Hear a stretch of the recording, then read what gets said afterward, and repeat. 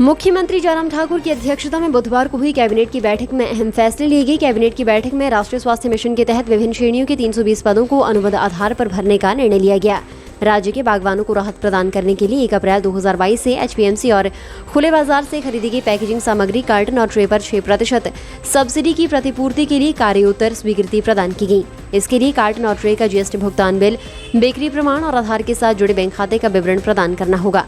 बैठक में उचित मूल्य दुकानधारकों को चीनी की बिक्री पर दिए जाने वाले कमीशन को मौजूदा 7.57 पैसे से बढ़ाकर 50 रुपये प्रति क्विंटल और राज्य विशेष अनुदान योजना के सामान पर बिक्री दर के 3% से 4% करने का निर्णय लिया गया। कैबिनेट ने बिलासपुर जिला की तहसील घुमारवी के सामुदायिक स्वास्थ्य केंद्र हटबाड़ को 10 बिस्तर क्षमता के स्वास्थ्य संस्थान में स्तरोन्नत करने का भी निर्णय लिया। प्राथमिक स्वास्थ्य केंद्र मलोखर को सीएचसी में स्तरोन्नत करने और 3 पदों के सृजन, पांगी में पीएचसी खोलने और 3 पदों के सृजन, थुनाग में श्रीकाबरी में पीएचसी खोलने और 3 पदों को सृजित करने, बिलासपुर में पीएचसी भाखड़ा को सीएचसी में स्तरोन्नत करने और 4 पदों को सृजित कर मंजूरी प्रदान की गई। इसके अलावा कैबिनेट ने बिलासपुर में पीएचसी गेहड़वी, कलोल और पीएचसी स्पीरो को सीएचसी में स्तरोन्नत करने और पदों को सृजन को मंजूरी प्रदान की। साथ ही कुल्लू के आनी के थैरहवी में नया आयुर्वेदिक स्वास्थ्य केंद्र खोलने, ज्वाली क्षेत्र के ग्राम पंचायत आमला ठेड़ू और ग्राम पंचायत भाली के गांव भाली में नया आयुर्वेदिक स्वास्थ्य केंद्र खोलने को हरी झंडी दी है।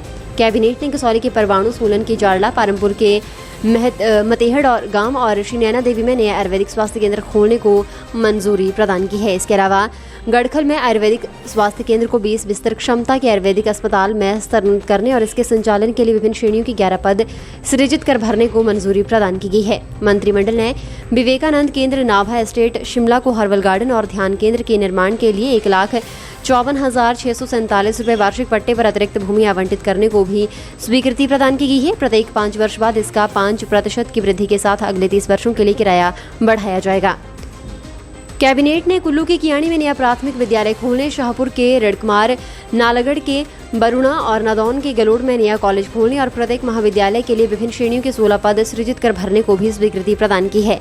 ऊना के चिंतपूर्णी के गांव कुठेड़ा वेला और गांव कैंट में प्राइमरी स्कूल खोलने, चंबा के नव स्वीकृत राजकीय स्नातक महाविद्यालय बनीखेत में 12 पद भरने को भी अपनी स्वीकृति प्रदान की गई है। इसके अलावा कसौली के धर्मपुर में और झंडूता के तलाई में जलशक्ति विभाग का नया उपमंडल खोलने को भी मंजूरी प्रदान की गई है।